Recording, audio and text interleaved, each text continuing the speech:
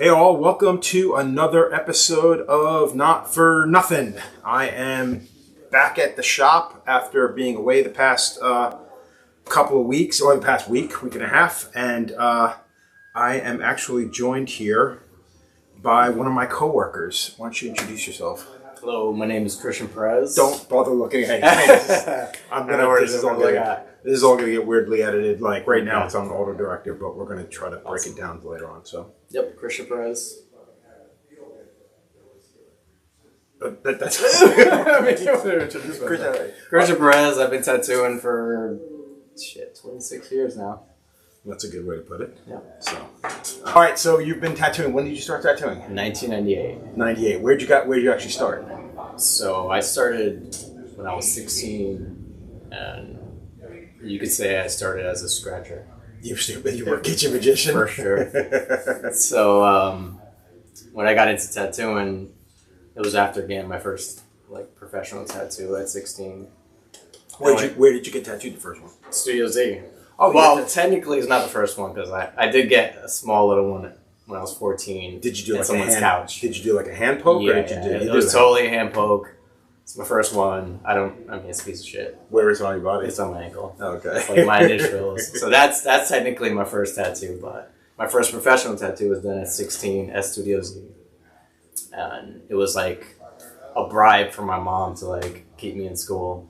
Oh, for real? Yeah. That was literally the whole point, was to keep you from dropping out of school. Yeah. She's like, if you don't drop out, I'll get you this tattoo. I agreed, got it, and still dropped out. Oh, did you really? Yeah. Goes to show you how appreciative you are as a son. Hey, my mind was set. I was ready to go. But what made you decide to so what was the want to get the tattoo? I mean, besides when you're 14 years old, right? You do dumb shit. Did it at somebody's house, Well, before that, I was always drawing on paper.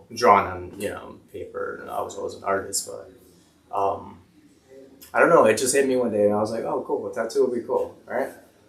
So I got the one at 14. I didn't really think too much of it, but then my mom suggested we go do it. I did, and as a bribe. But I remember first walking into that shop and seeing all the flash on the wall and smelling the green soap, and I was just like, oh shit, this is fucking cool. I think everybody's, I don't know, I say everybody, especially kids today, but I think back then, most everybody who walked into a tattoo shop, it was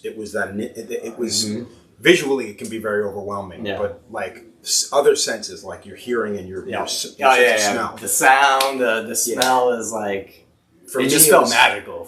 For me, it was walking through a cloud of cigarette smoke on the outside of the shop, and then when you walked in, the first thing you hit by was coffee and green soap, and it was just holy shit, that's such a unique smell for someone, especially if you've never smelled green soap before. I lucked out because Z kept a really nice shop. It wasn't biker-ish, so I didn't have that experience right away, but it was really cool, man.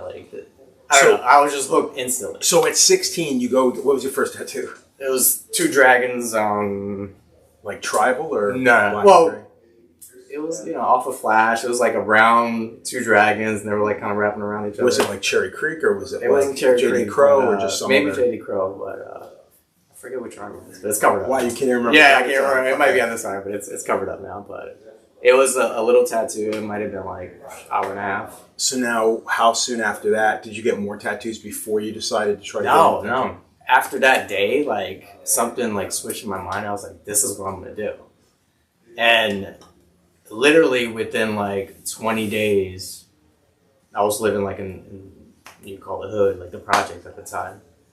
And within 20 days, there's a guy who moved in to the project, and he was tattooing everybody. Oh, for real? Guy straight out of prison. I think he did 20 years in jail. And all of a sudden, all of our friends are coming around with these fucking fucked up tattoos. At the time, I thought it was cool, but they're really fucked up. But I remember seeing it, I was like, oh shit, that guy can do it. I can do it. Oh, for real? Oh yeah, it was really that. Yeah, right away. I was like, so I actually found the guy and I talked to him, and I talked him into teaching me how to make a homemade tattoo machine. Oh, for real? Yeah. Shit. Yeah, so I still have it somewhere around here.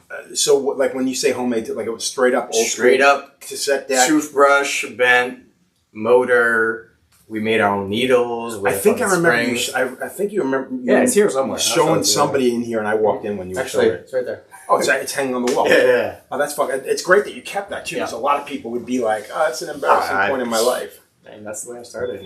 So that was at what? That was at 17.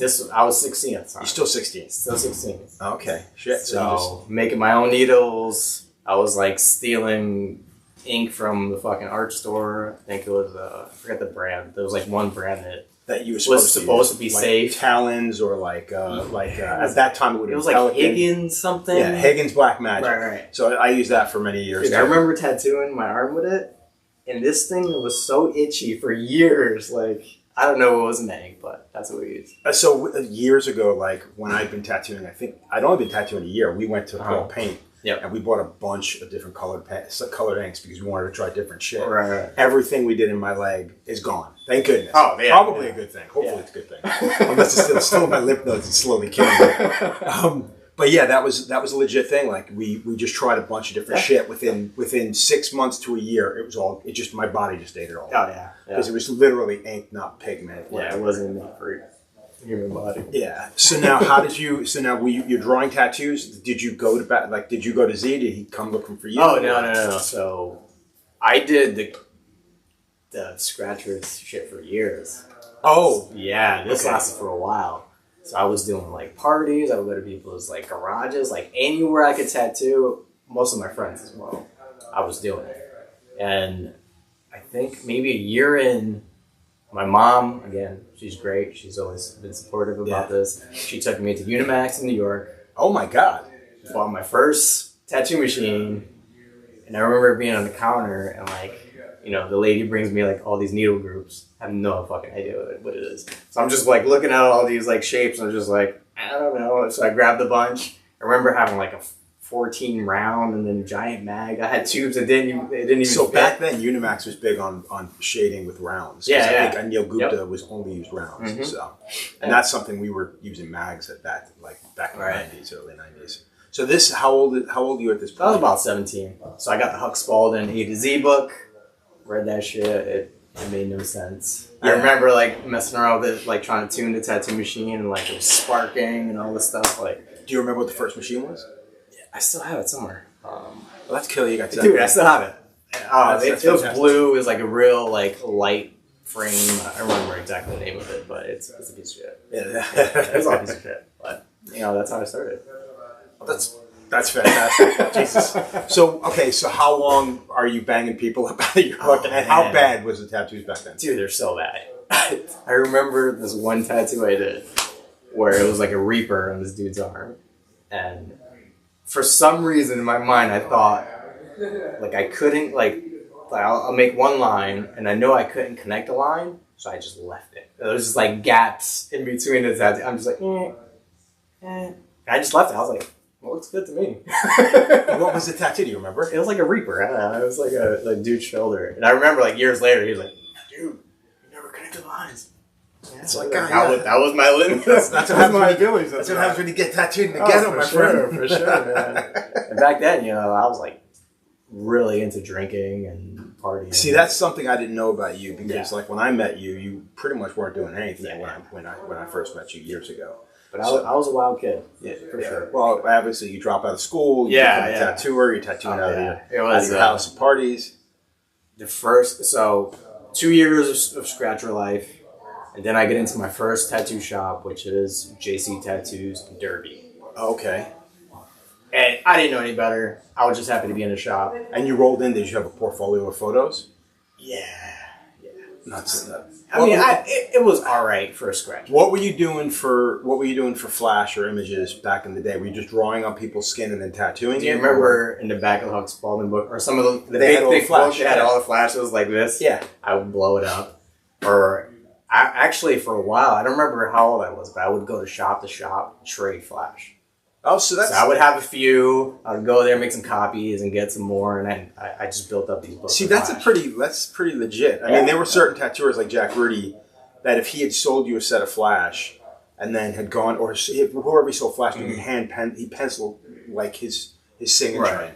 if he went to a shop that it wasn't handwritten in, Oh, that he knew that's a good way. So he was like, "You're never going to get the flash from me again." That was a big deal. Because a lot of people, like, I mean, I traded for years. Yeah. I'd go to conventions, I'd buy 10 sets of flash. Somebody else would buy 10 sets of flash, and then we would just trade it off. Yeah, I remember your stuff back in the day. Yeah. Yeah, I mean, back then it was like, that's all we were doing was drawing flash, you know?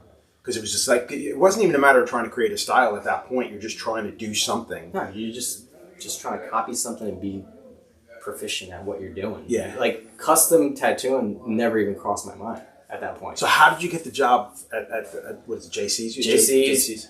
I literally just, I don't know if I remember how I found out that he was hiring. Maybe I heard it somewhere, but I took a city bus all the way the fuck out there, walked in there with this shitty portfolio, and he was like, yeah, come on in. And then I brought my buddy in there who was, you know, so for a while I was tattooing out of my buddy's second floor apartment. His parents were going through a divorce. They had empty space. They weren't paying attention to anything we were doing. We were just up there tattooing everybody. What town was this in? This was in New Haven. It's still in New Haven. New Okay. Haven. So shortly after that, we both basically got into our first shop. Who was the person? Dan Adamse. Okay. So he works at Dark Side now. Okay, yeah. So I know him. So I since we were didn't kids. realize how long you'd known Dan. Actually. Yeah, like he just sent me photos the other day of like us and like Cub Scouts. You know, like we're really small. Nice. So that was our first shop. At the time, I thought this guy knew what the fuck he was talking about. But it turns out... Well, you would assume as a young kid, as a young adult, yeah, he owns a that business. the guy who owns a shop Yeah, has to know what he's doing. So I learned a lot of what not to do at that shop. Which is good, because most people at that age are just, you know, monkey see, monkey do. Right. And they pretty much ruin the first 5 years of their career. Very true. Yeah. I'm not going to say I was any good, but I was better than him. Than he was, yeah. And he was like, sometimes like he would be pissed. Like he wouldn't let me get certain clients. So there was that whole like rock star thing. Yeah. I mean, again, I think being a shop owner, because even in the shop that I started in, it was the same thing. As not good as he was, right. It was still like, it's my shop. Yeah, he's the boss. Should be the top guy. Exactly. So there was a lot of that. Yeah. So he got to pick and choose a lot of what was being done. Yeah. How busy was the shop back then? 'Cause Derby was like kind of a weird... Dude, there'll be like 2 weeks of doing nothing. Right. So kind of like we're dealing now. Yeah. Well, Like there was a lot of sitting around for sure, which I took that time to learn how to draw. And while he was gone, I would take the flash off the walls, copy them, and bring them home. Yeah, exactly. Just in case. Yeah. So well, I mean, again, while those things are frowned upon, those actions are frowned upon. It's perfectly fucking normal because you know. I knew I wasn't gonna be there long, so I was like already planning my exit. Right. Exactly. Yeah. Which I mean, not for nothing, it does make the most amount of sense based on the fact that you don't want to be in a situation that A, isn't helping you, right, and B, you simply know you can do better. Yeah, for sure. And now, how many other people were you getting friendly with the people that you were tattooing? Were you getting friendly with with other tattooers in the state or anything? Or At not that really? time, not really. How long did you only have one machine? Because that was This was a while. That was a big thing. I remember people trading out like, oh, this is my liner, and now I'm going into shading, so I got to shade my break down my machine. I would say for a few years, I definitely had just one machine.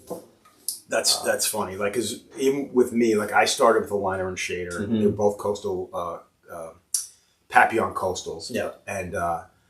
And I remember, like, gotta get a liner and shader. Every time I would buy machines, it would always be liner and shader. Mm-hmm. And when I had 2 liners and 2 shaders, was like maybe 8 months in, 6 months in. And it was a big fucking deal to not have to worry about breaking down, you know, because certain machines, certain needles you'd use a tight 3 to start, and then you bolt it out later and you have to trim. It's a pain in the dick. Right. But once you have 2 machines, now it's like, I got 2 machines. It's so funny looking back at that now. Like, I can't imagine having all those machines on my table right now. Like, as far as like coils? setting up, like 4 or 5 different coil machines. Well, but that's the thing.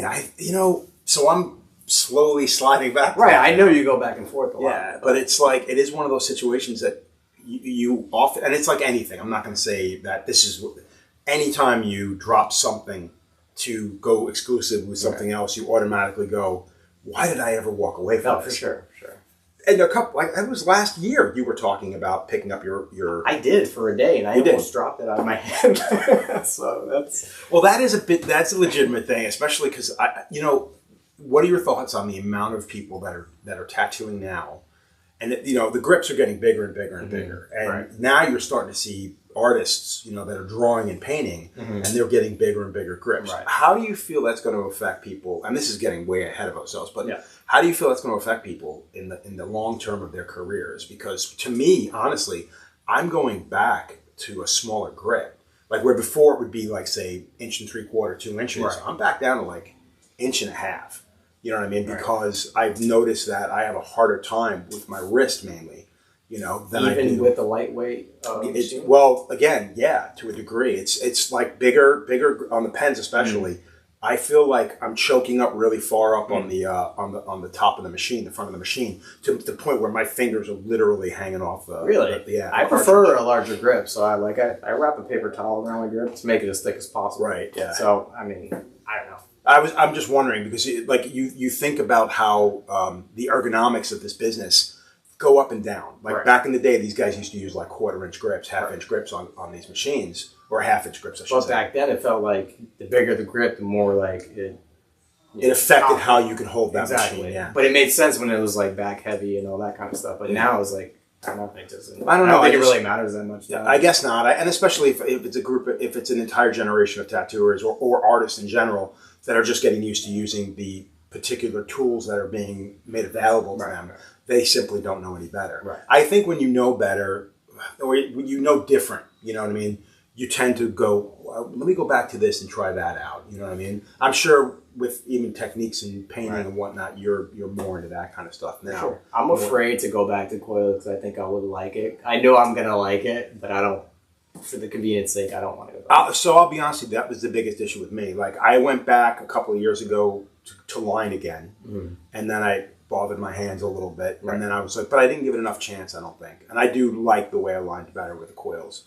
But then it's like there is a situation where it's like you sit back and you go, no, this is better. Oh, it's definitely better. There's no but again, you're right. The conveniences of cartridges and one machine kind of almost far outweighs. Yeah, it offsets it definitely. Like the speed of your setup, just all of it. It's way more convenient. Even though the lines may suffer a little bit, I think it's worth it. I think the lines suffer a little bit, and I think this maybe depending on the artist, especially with someone like me. Like I said, the older I get, the more my hands move differently than they used to move. So I think the trauma that I'm doing to the skin, my concern is what it's going to do to the long term of the tattoo, is whether or not those lines are going to hold the consistency that they used to. Right. Because now I'm going into the skin a little bit slower. Those machines are hitting a little bit more brutal. So it is a situation where I am concerned about that. But that's whatever. That's everybody's different on that situation. Right. So so you go from a ghetto shop, like a shit shop, your house to the shit shop it's an upgrade to Z's. No, I didn't go straight to Z's. There's an in between. There was an in between. So there was a shop called I hate saying these names, but. It was called State Street Tattoos, and it was a really shitty shop. State Street in what part? It was New Haven or New Haven. What part of New Haven?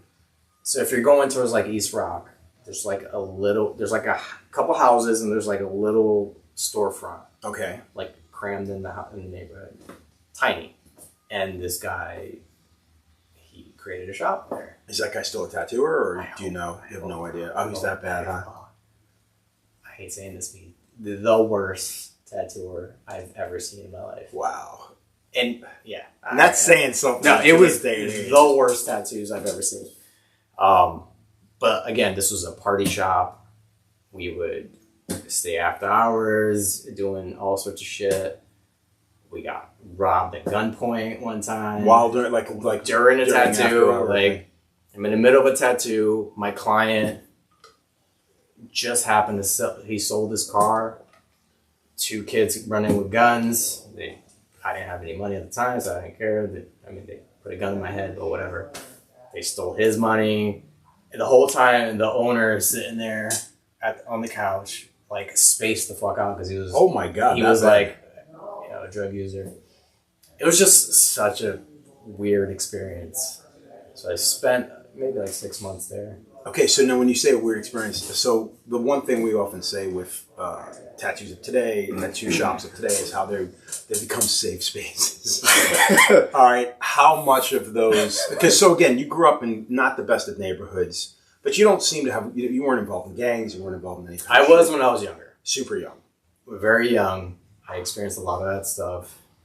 Actually, tattooing was the thing that slowly started getting me out of that life. Okay. So when you get robbed at gunpoint, it's kind of like dragging you back to like your roots. I mean, a little bit. Like it was. To me, I always look at situations like that, even including the shit shows that a lot of apprentices go through, Right.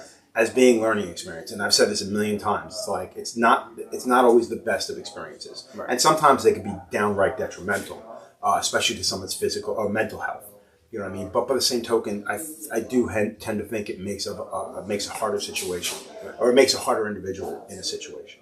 So I grew up in an environment where there's a lot of like violence, gun violence. Like that particular event didn't faze me as much as it should have. And it's like things like that are like so surreal when it's happening. So you don't really think about it too much until after the fact, Because when that happened, like to me in my mind, I'm thinking this gun's fake. This dude ain't gonna shoot me. So I wasn't really worried about it. You're not really concerned. But a couple days later, the same kids were robbing everybody in the neighborhood, and they ended up shooting some windows out of the car. So apparently, it was a real gun. Yeah, so but at the time, like when you look back on it, you go, right. I look back, I'm like, oh shit, should have been a bit more responsible. But I didn't have any money, so I wasn't gonna fight the kid. Like I don't give a fuck. Like take whatever. How long were you at that shop? About 6 months. Now, do you eventually move on to greener pastures from there? So from there, I think I made it to Z's. I'm pretty sure. They might have been something in between, but I don't really remember. Now, back then in this city, how much of a reputation how much of your reputation followed you? Like, in other words, if you went to Z, like today, if somebody comes to the shop and you ask where they're from, we might know who they are, or we might know the shop they came from. You go, oh, this guy's got to be pretty good. Was there any of that back in the day, or was it like here in the city? I think so. So there was another kid named Christian who worked at Z's at the time. And when I first approached him about the job, he actually didn't hire me because he didn't want 2 Christians at the shop, which makes no sense. But that's what I heard afterwards. But I was persistent, and I just kept going back, and then finally he hired me. So now what were you using as a portfolio back then? Was it photographs? And photographs. I actually lost that portfolio. I wish I still had it because the work was terrible. I still have my first year. I hope I find it one day, but it was pretty bad. There's nothing better than looking back at the crap that you did back. I have like the one in between or the one after that, but like that portfolio, I wish I still had it. It's pretty bad. Now, how much drawing? Like so, in the last in the last 15 years that I've known you, 12 years that I've known you, you have been a monster when it comes to the creative aspects of anything. How much were you into that back then? Was it just was tattooing the focal point of everything you did? All the drawings, everything was geared towards tattooing. Were you doing much in the way of painting and stuff? No, it was everything was color pencils, and it all had a tattoo theme to it. So that was like my main focus. Right. And how long did you work over at Z's? Because you also have a bit of a history with like Shane from back in the day, and like a little bit with. So I met Shane a little bit after Z's. I might have been like 18 or 19. I don't really remember, but I might have been there about a year. Oh, a short period. It was short. Short. Now, what time? What year would this have been roughly? Well, it doesn't have to be exact. I don't even know, man. Like time to me is like early mid 90s. So started in 98, so it must have been like so late 90s, early 2000s. Early 2000s for sure. So it's probably when because I got into the city. I got into New Haven in the end of 2002. Right. And we opened Hope 2003, middle of 2003. So I'm pretty sure I was at Z's when you started guesting at Dark Side. Yeah, that would have been around I started guesting as early as like 98, 99. Okay. Because I started getting tattooed by Nick at Dark Side while I still worked at Z's. Right. So I don't know. They had hired Nick. I want to say it was 99, 2000. I want to say. Yeah. So around that time. Yeah, it was really early in his career because he was like the apprentice or just finished his apprenticeship, and they were jocking him real hard, which is great. I mean, that's killer. Yeah. And I remember, so that would have been like 99, 2000, I think. So where do you go after Z's now? And what was your experience like with Z? Because I've only ever, I never met him in person. It was always in passing. Yep. The first time I think it was, he was throwing me daggers from across a diamond. I bet. I just bent out of shape. He's a very serious dude. Working for him wasn't too bad. Like he kind of like stayed in his room for most of the time. But his wife was very hard to deal with. She was tough. She was very vocal. Like, Did she just ran the shop? She ran the shop. Like she would like talk to customers, but like she would corner you and like talk your fucking ear off for about an hour. It was pretty bad. But dealing with her was the hard part. Z was fine. The shop was really busy. I would do like 8 tattoos a day, Which is like the best. It's great. You can't beat that. You know, at the time where like tribal was big, kanjis were big. Like I was like Those are really all learning, staples to the business that Yeah. you're only going to get better the more you do that kind of stuff.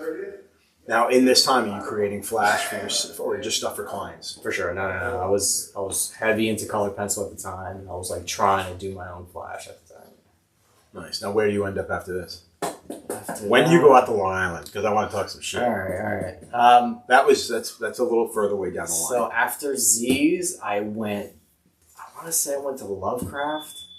Okay. So Lovecraft was opened by people who were over at Z's. So the other Christian, Laura, Lou, we all came from Z's, and we all, you know. Now they just got fed up with working for him? Pretty much.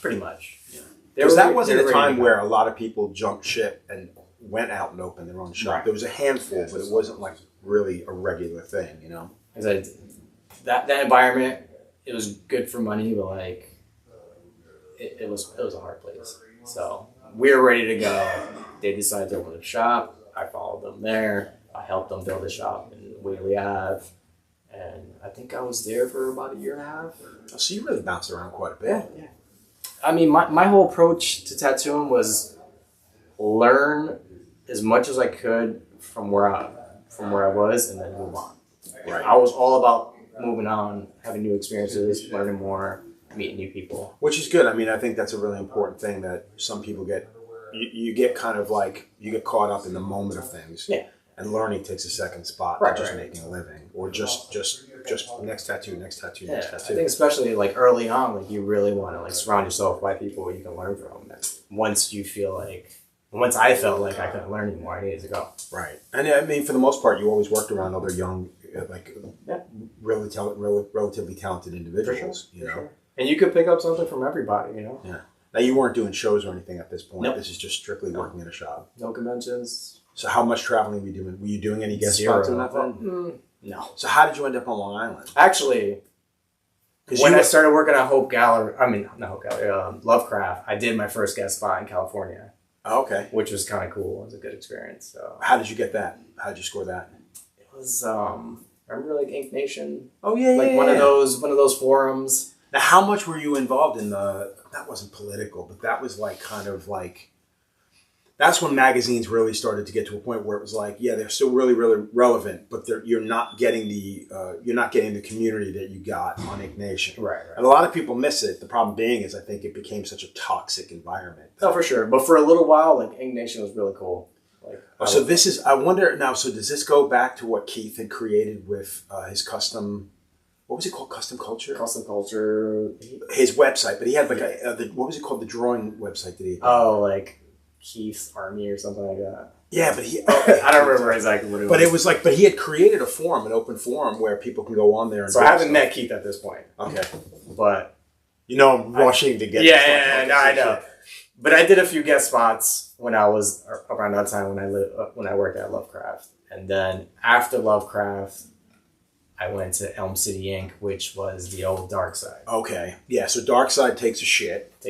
We opened a year or so before that. We opened up Hope. Right. Transcend happens. Yep. And then a couple of guys go in. And Joe from here was part of the early part of that. Right. So I was asked to come join that crew, which I did, and that was a bunch of young guys, right? Yeah. It was fun for a little while, but it was again party atmosphere. No one was really taking anything seriously. Well, I mean, they walked into a turnkey operation with Dark Side. Everything was ready to roll at that shop, you know. Sure. And it was a good experience for as long as it lasted. And then I started doing more guest spots, and I ended up doing guest spots at Long Island. Is this where you meet Marvin? Yeah. So Marvin had apprenticed with my friend Scotty. Right. And then ended up with, I guess he ended up with Keith, or vice versa. I don't remember what the situation I think it was Scotty first. And then he ended up at Keith's. So I ended up, doing 3 guest spots at Keith's place. And, coming from the environment of Elm City Inc., I went there, and, Keith was, such a nice guy at the time. He was all about learning. I went there, and I felt like, oh, shit, this is a place I can grow, we just talked about art all the time. Yeah. And finally, he talked me into moving out to Long Island. I was like, yeah, you know what? This sounds great. Left my apartment, packed my shit, drove over there. And day 1, I met the real Keith. The moment he put the fucking hammer down. It was I walked in there and I met the real Keith, and I was like, oh shit, I fucked up. But he let me stay at his place for a while. I had my cat with me. You remember what the shop was like. Yeah. It was a huge place, but we tattooed in a small ass fucking room. That was like Long Island style, or New York style in general, where it's weird. Guys are stacked on top of one another. Yeah. It was you have a lot of room, but you have to have because he wanted to sell merchandise. Yeah, he had a whole store. Yeah. Of cool shit. Yeah. But he crammed the tattoo stuff in the back. And in between appointments, he would want us to go outside and sell merch. It was just the weirdest thing. So instantly I was like, all right, I fucked up. But I had a year lease after a little bit when I got my own place. And he was, in his defense, he was trying. I remember that's the first place I met Alberto Ruiz. Mm-hmm. I met the one painter guy whose name I can't remember. Keith was actively trying to get these guys, but the problem being is there was a lot of, I don't want to say it was underhanded. It was just, he was such, I don't want to use the word shyster, but he was such an over-the-top wannabe businessman that the majority of the stuff that he did only had him as the guy who's benefiting. You could benefit as long as he made more than you did. For sure. He was the team captain. Yeah. And he wanted everyone to know that. Yeah. I met Marvin there. Marvin's probably the best thing that came out of that whole thing. Yeah, nicest guy. Super nice guy. Marvin Silva, if anybody doesn't know. One of the best dudes I know. Anyways, I'm not going to take anything from Keith. This is the shop where I first got into magazines. I first started doing conventions with him. Even though it ended off in bad terms, I did learn a lot there. Right. But he couldn't keep a staff. He blames it on staff. Never taking accountability. There comes in a point, and that's what I think a lot of tattooers and shop owners and whatnot need to realize is if people are leaving you endlessly, it might not be the people. Right. We were the third wave of dudes to leave. You gotta take some sort of responsibility eventually. But he, to this day, he probably hasn't. Like I said, I think he goes into every situation with the best of intentions. I remember years ago, we had been here a couple of years. I'd been in Connecticut for a couple of years, and he was trying to get Gunner, Jimmy Litwalk, and myself to guest spot. And he wanted us to do an art show and all this stuff. And I'm like, all right, cool, man. And he's we're discussing it over the phone, and he was telling me what percentage he wanted to give me. And I'm like, percentage for what? And he's like, well, for the tattoos. And I'm like, yeah, dude, I don't do that. He's like, what do you mean? I'm like, well, I've been traveling a lot, and this is not normal. I'm not going to say this is normal. But back then it kind of was.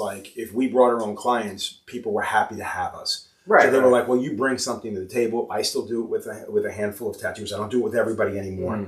But I still do it with a handful of tattooers that I feel bring something greater to everybody who's here, and the shop and myself. I want to be around great creative artists. You know what I mean? I'm not just giving anybody a place to work. They have to bring a little something to the table. Yeah. And I know it sounds conceited, but it's not the case.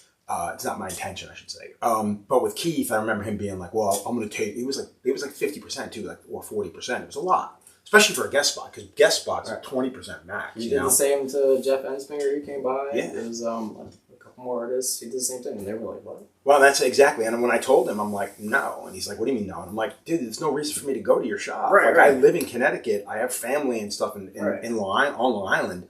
If I'm going to go to Long Island, I'm just going to work out of somebody else's shop. Sure. And he just could not grasp that. And I'm like, have you talked to Jimmy and fucking Gunner? Because I'm pretty certain they're going to tell you to fuck off too. Mm-hmm. And it just got to a point where he got mad that we were being unreasonable. And I was like, cool, man, whatever. Now, having said all that, as a shop owner, I see that portion of it.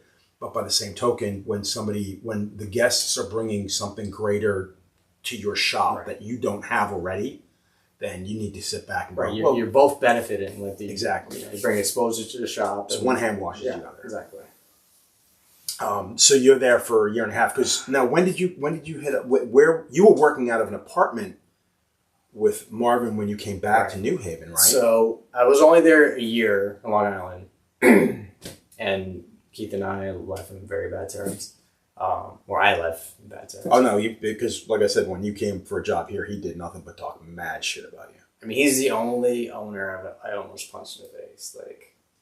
He's tough. He's a tough dude. I mean, when he worked with us on Long Island at Lotus, he was fired twice.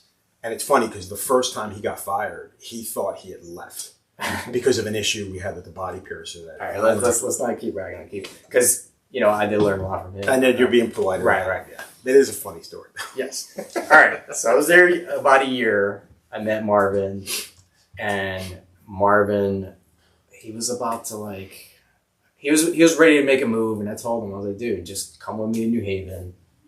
Let's do something there. He did, and we opened up a private studio. It was like this loft apartment kind of a thing. And it's right down here on State Street. State Street. It was like where that skate shop is, upstairs. So we did that for a solid year. It was kind of underground. Like we weren't. How hard was it to make a living there? Because you were just coming back to back to Connecticut. It was the best year of tattooing in my life. Oh, for real? Well, think about it. We were living there and we were tattooing there, so we didn't have to pay 2 rents or whatever. What was the rent like down there at the time? It was, I want to say it was $1,800. Oh, that was still a lot. But we're splitting it. No, I get it. I'm looking at it from the landlord's standpoint. Oh, yeah. I'm like, I mean, the lofts were beautiful, though. Like, we had access to the roof. We had, some weird, janky elevator. It was fun. But, since we were splitting it, we weren't paying home rent and shop rent. I was able to only tattoo half the time, and that's when I had the time to learn how to paint. Right. So I would schedule 1 tattoo a day, 1 painting session a day. I did that for a solid year. Oh shit! So that's how I learned how to paint. Now you learn how to paint on your own? Yeah, pretty much. Okay. Yeah. So I just forced myself to sit down every day and paint. So now when you come here, was it because with Marvin leaving? What was the deal of you coming here? Because I remember I tattooed your foot. Yeah. And then I can't remember. It was towards the end of the session that you were just like, hey man, what do I do to get a job here? So this is what happened. We had the place. We were on the top floor. All of a sudden, the roof is leaking. Oh, shit. So we're, dodging fucking puddles everywhere. The building got taken over by the bank. No one was fixing anything. So we're like, what the fuck? We didn't renew the lease. Marvin ended up going back to Queens. I was like, I need a place to work now. I tried out a place in Wallingford. I forget the name of it, but I was, ready to go work there. And I did a quick guest spot. He tried to put me in a closet somewhere. I was like, I don't know. But at the same time, I got tattooed by you. And you were doing my foot. I think one of us mentioned it. And yeah, because I remember you asking and being like, he's like, so what do I got to do to get a job here? Yeah. I don't remember what my response was. I don't remember it being like, oh yeah, come on. No, I think the conversation came up and then it was kind of left come bring your portfolio, whatever, we'll talk about it. But at the time, I was super nervous about it. So at the time, I was like, yeah, maybe I'm not gonna. Yeah, because I remember it happening right away. Right. So you tattooed my foot first. We had the conversation. I went to the place in Wallingford, saw the shitty situation I could be in, and I came back and I told you, hey, I'm ready. Yeah. Right. Had you ever been to any of the events that Hope had done? Oh yeah. So Hope downtown was the place to be for events. It did drive me crazy when we left downtown because like you said, it was because we were in the city, it made it, I guess, easier for people to come downtown. And we had some really good events. I mean, those events were amazing. We had some great artist events, and just great themed events. I mean, probably 2 of the biggest shows we've ever done. The Illustrator show. 3 of the biggest shows. Yeah. Pretty dope. Yeah, the Illustrator show is, again, that was one of that wasn't even a feather in my cap. That was literally Travis Louis Right. coming to me and being like, "Hey, would you do this?" I'm like, "Fuck yeah," you know. So at the time, you know, like I've known about you guys, like we met in passing here and there, but like I've known about you guys for a long time, been following everybody. Like I was intimidated to work here, to be honest. Like, I mean, because again, it was Julio, Eric, myself, Tim Harris was here at that time. Yep. I think we had Phil at that time, Yeah, and you came in after Phil, Yep, I think, yep. yeah. So at first, I didn't want to take the job just because I didn't think I was like ready for it. Right. Kind of like the situation forced me to. Well, actually the funny thing you say that like in that way is the fact that you learn how to tattoo on your own. Yeah. You basically learned how to fucking paint on your own, and since then you've been the one person in this shop, and actually probably out of most of the people I know in this fucking trade that is constantly pushing themselves Right. beyond where they are today. Like you started taking. That's why I asked you if you were taking courses, because you're so quick to be like, hey, there's a painting thing going on. Right. You know, I want to do it. Like, I think were you the one that told me about the thing at Keith's where we went down to see that guy Medina? Is it Medina? What's his first name? I forget his He name. does but like yeah. the portrait kind of work. Yeah. And we all went down there. Right. I together. remember you guys all coming down. That was a good experience. I forget the artist, but yeah, we had a good time. Yeah, I want to say his last name is Medina. I'm embarrassed if I remember. I'll put it in the description because I still follow his stuff. His stuff is slamming. But I always I love learning, so any chance I can get to, you know, take a course, a seminar, anywhere, like you learn a little bit here and there, you know. So apply to your getting into the art, you got colored pencils, Mm-hmm. and then you moved into acrylics or watercolor. What was the next? So I started doing some acrylics when I was in Long Island. I remember we used to, I don't know how this came about, but like we used to go to bars and paint. Me, Keith, Marvin. Oh, like almost like a drink and draw kind of thing. Right. Just sit down and so we would do that like once a week, and that's when I really like started painting with acrylic.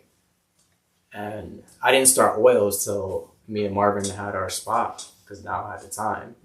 I think also with oils, you kind of need a designated spot too. Yeah. You know. So I was always intimidated by oils. You know, as like you're trying to learn something new, it was very intimidating. But you know, you slowly figure it out, and then you break it down. And So from this point, like as far as like when you look back on the courses and stuff that you've taken, like would you say that there was one? I mean, for me, I know what it's gonna. I know mine is IMC. Like the one thing that you think that was like, oh my god, like this was something that really affected me. Whether it be a person, because I know you've gotten to. I don't want to say you're tight with Donato Giancarlo, but like you speak very highly of him. Great. I mean, you've been to visit him a couple of times, but like, so what would you say is like one of your biggest, you know, like kind of influences when it came to like learning or just getting the inspiration about learning? I would say Nick Baxter was a big influence. Okay. Tattooing and painting. Like, Right.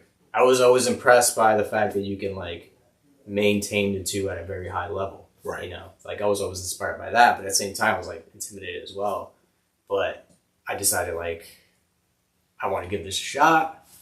You know, maybe I can try to balance the two, and I just kept at it. Yeah, I think one of the things that keeps you from, because you're a nut, like when it comes to, well, I don't mean that in a bad way, but like when it comes to you need something always. Like I got mad, like all these fucking things, which we're going to talk about.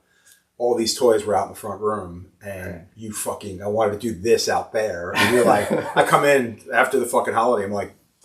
So my mind needs to constantly stay busy. Yeah. So I have a very like addictive personality, and for bad things and good things. So I need to always steer it towards something positive, which always has been art. So I constantly have to scratch that itch. No matter what it is, I need to be learning something. I need to be doing something. I need to have a project that I'm working on.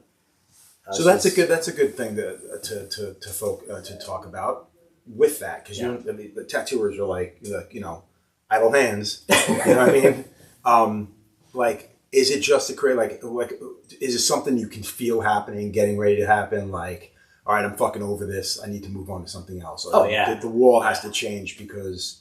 I wish I were that way, to be honest. I'm fucking lazy as shit. Well, we just talked about my career, and I was moving every year. Yeah. Basically. Well, that's why I want to know why you're still fucking here. No offense. I mean, I love the fact that you are. But you've been here for fucking how many years now? It's been fucking... It's been like 14? 12, 13? I don't know. Yeah, 13, 14. So not only was I moving shops, but I was also moving where I lived every year. Yeah. And I was always jumping around.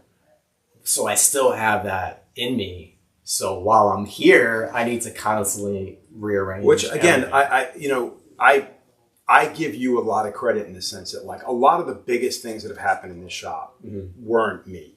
Like, when we did the Harry Potter show, for this particular shop, that was probably one of the biggest shows we've done. Yeah, for sure. In that sense, where it brought... And that was Tim's. That was all Tim. So that's my point.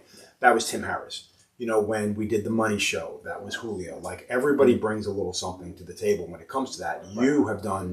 You've basically ran like four or five shows, whether it be group shows or an individual thing. Also with the art nights. I mean, these are things that I would love to be. I don't have it in me. It's hard. You know, running the business, trying to keep my own career going, and then trying to be creative, whatever. For me, it's about being around younger tattooers and better tattooers that make me want to do anything. You know what I mean? But the fact that you're still trying to make that shit happen is super fucking... It's nice as a shop owner and a friend to be around people like that, you know? Well, part of that is, like, needing deadlines. Almost it helps to have, like, a show coming up in a few months or a year for me to actually pick away at projects. And, you know, like, painting is very isolating, you know? Most of the time you're just by yourself. Right. So it's nice to have, like, a group event every once in a while we could share. Right. That energy and like what people are doing. So you've done a couple of paint nights here. You've gone to other places and done paint nights in other places, you know. But again, asking about what do you think it was? What is the one thing that you could look back and be like, fuck, I'm glad I did that? Well, IMC is definitely up there, but you had a different experience than I did. Most certainly. You were weird when it comes to that. Like we both paid money to be there. Yeah. And then I had I had my project set up. If anybody doesn't know, the IMC is basically 12 artists. 12 illustrations. Master's class. Yeah. And it's run by incredible artists. And these people are here to basically coach you, and you complete a project, basically. You create, you tell them what you want to do. They fucking tear you down. They do whatever. I had gone there with an idea in my head of what I wanted to do. I show it to them, and they go, yeah, no, we don't like that. Yeah. We like this one better. I don't know if they did it to fuck with me or what, but it worked. Probably. So it's like a boot camp. But, dude, I'm...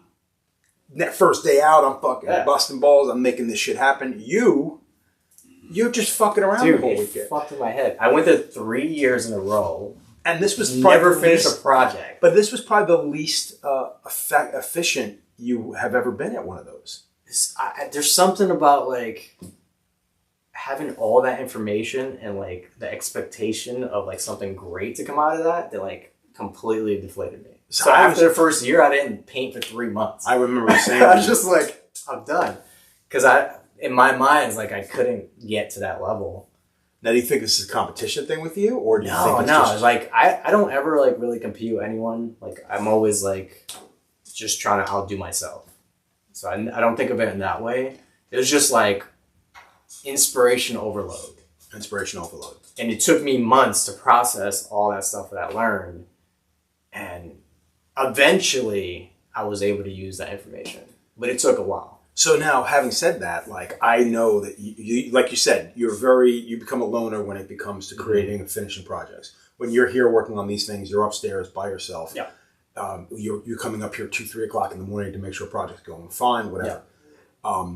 How much of it do you think is that? Because you're in this like huge group setting, and again, you're going out there. You're doing group nights where you're out there doing stuff. Yeah, you're putting yourself out there for sure. Yeah, but I mean, how much of it do you think that it maybe kind of stifles some of the creativeness, or maybe it just kind of freaks you out enough where you're like, I don't think I could do this here. So like my default personality mode is like very like I stay to myself. Right.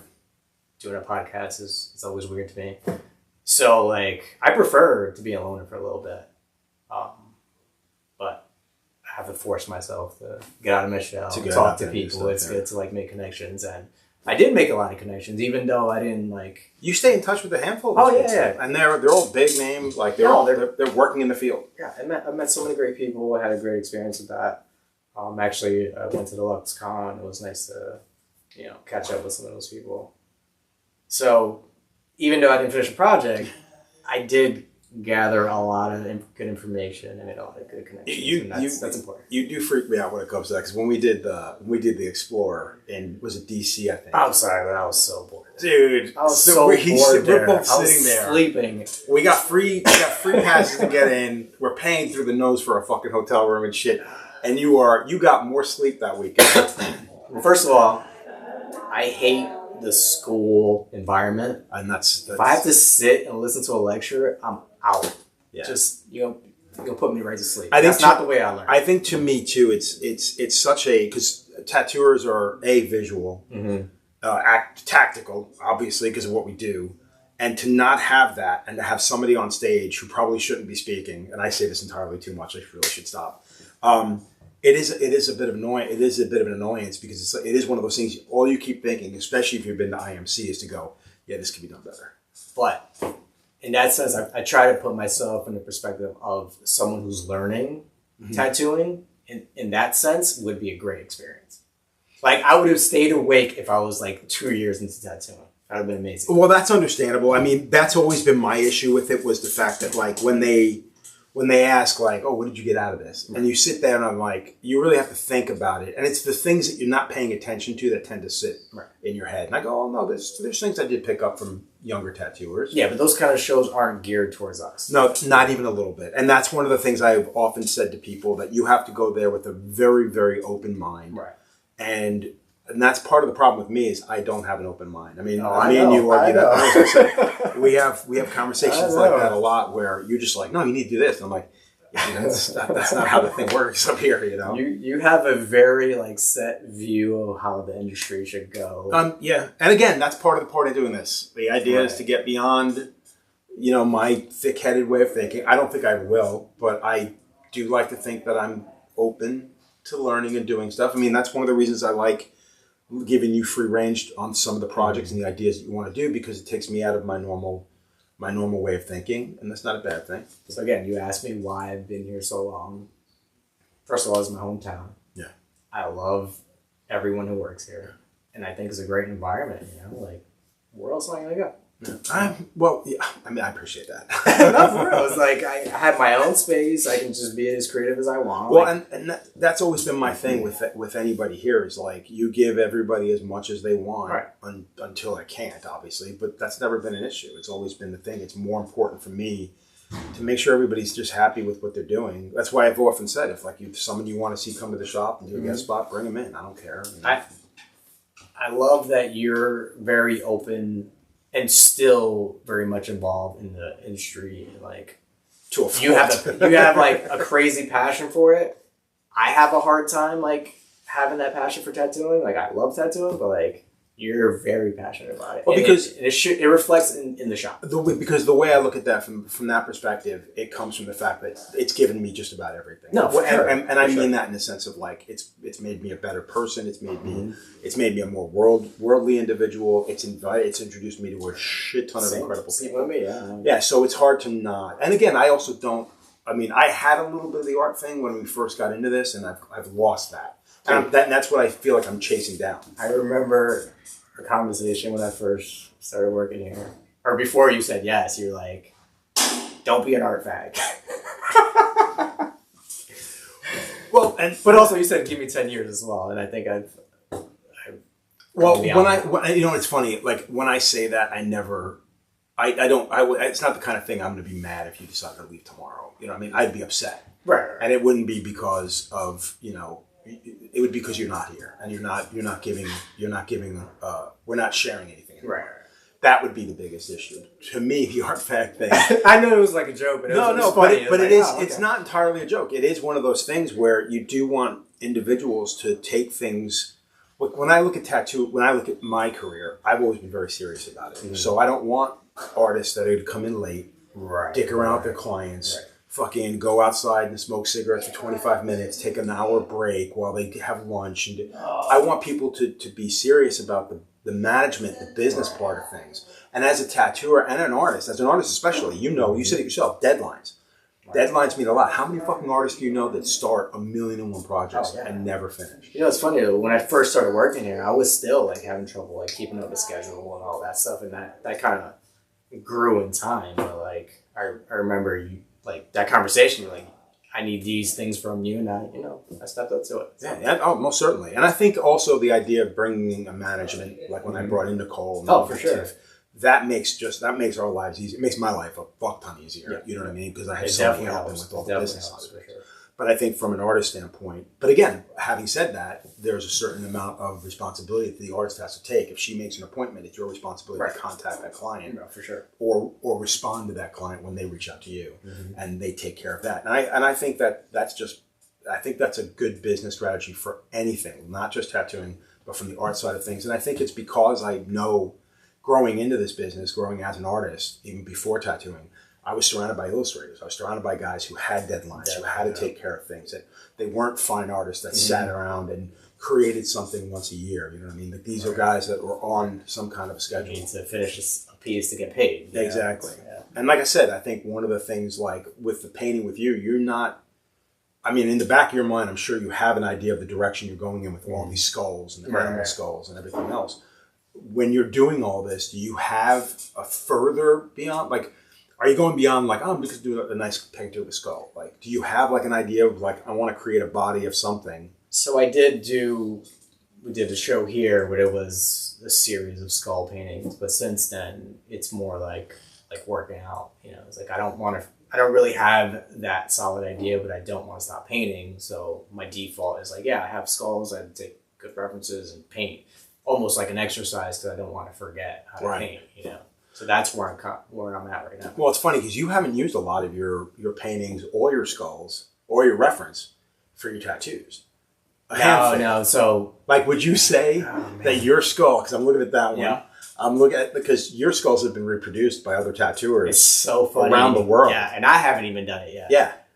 So in my mind, I like to keep it separate because tattooing is work and painting for me is just fun, and I don't want to mesh the two. So now your tattooing style has changed dramatically too, because you used to approach your paintings like approach your tattooing like a painting, kind of like Baxter. Right. If we look at Baxter's work now, he's tattooing like a tattooer for sure, with like an, I don't want to use the word art fag background, but he's got that. He knows what he has to do to make a good tattoo.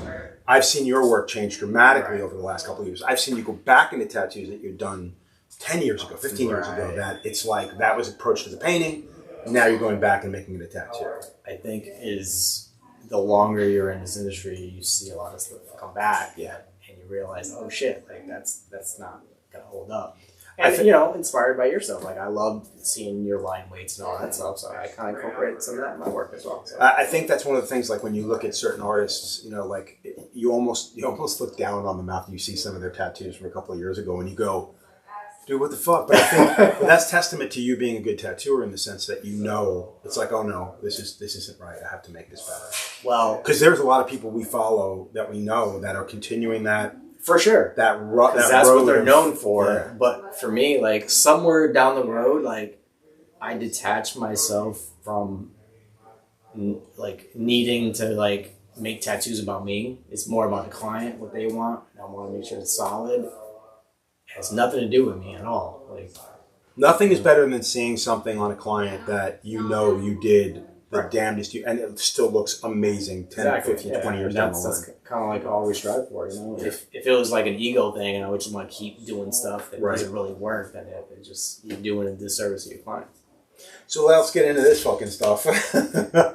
So you went down the 3D sculptor road. Mm-hmm. So actually your first start at that was clay.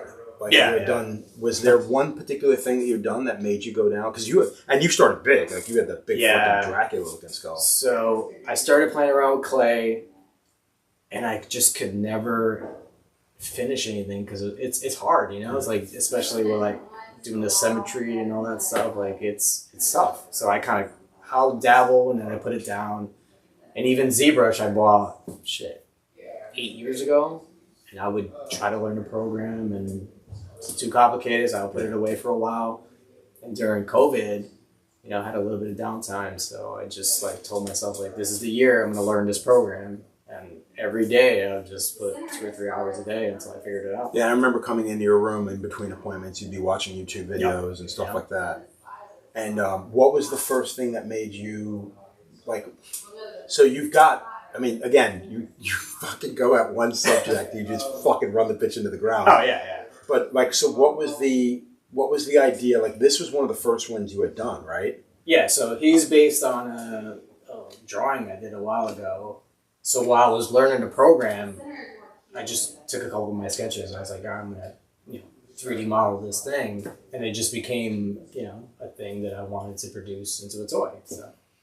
So now the first toy you end up doing though is this little guy, right? And this is a proper vinyl toy, which not for nothing is a big deal. I told you a lot of people told me, tell Christian not to do it himself. He's gonna beat through the fucking nose. I remember hearing that we had that conversation, and once I have something in my mind, like I'm gonna figure it out. Yeah, I remember having that conversation with you and be like, yeah, I got this. I tell you what, it cost me a lot of money, and I'm assuming pre-COVID it would have been like maybe half that. So that was one of the things I had spoken to like Scat, and Scat was like, dude, now is the worst possible fucking Of course. But supply chain and everything else.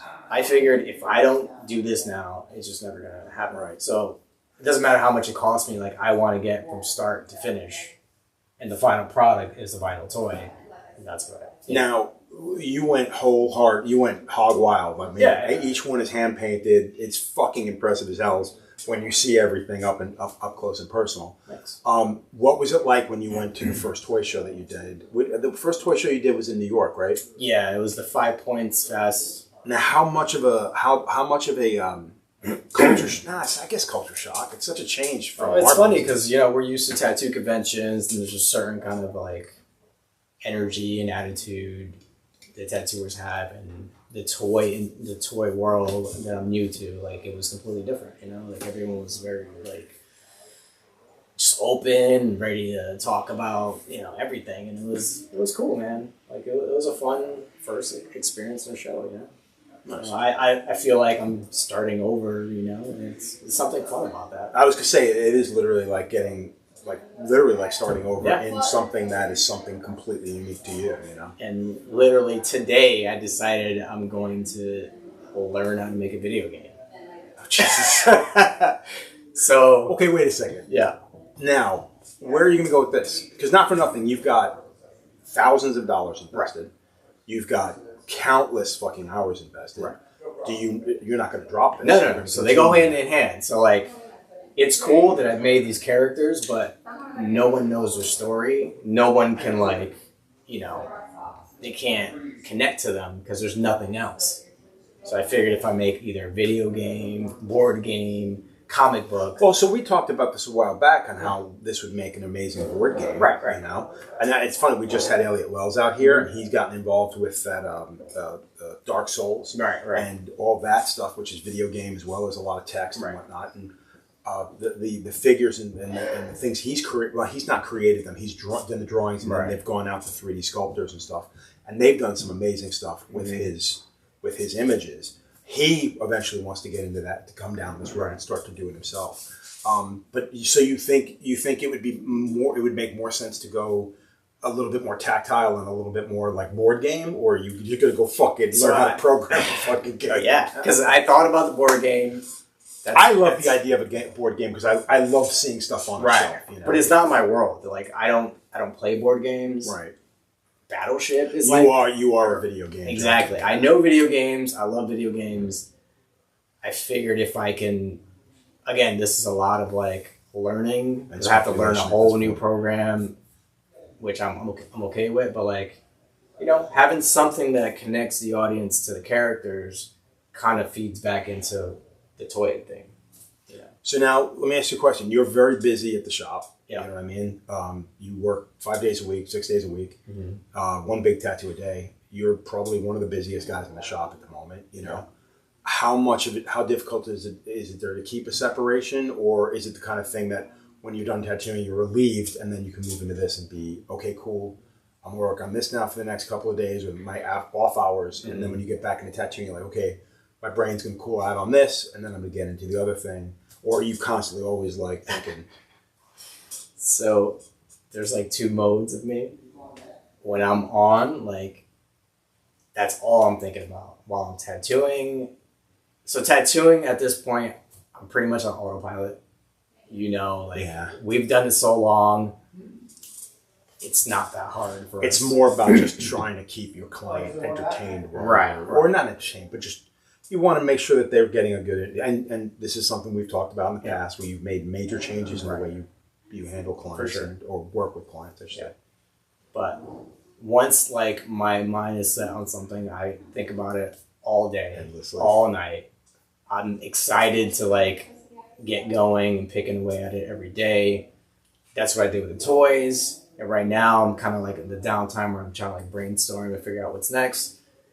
And the video game thing, it'll be, again, once I get started, I'll be excited every day to pick away at it. So the thing that kills me is like, why would you not just find somebody who does that? Give them your ideas. Because I would imagine it would be, to me personally, and I don't know how, obviously I don't know how your brain works, but to me it would be wonderful to bring these ideas to somebody else and say, okay, this is my idea. Let's see what you can do with it. And then when they come to you, you don't think that might, kind of like AI. Like, again, I'm not for AI because God forbid.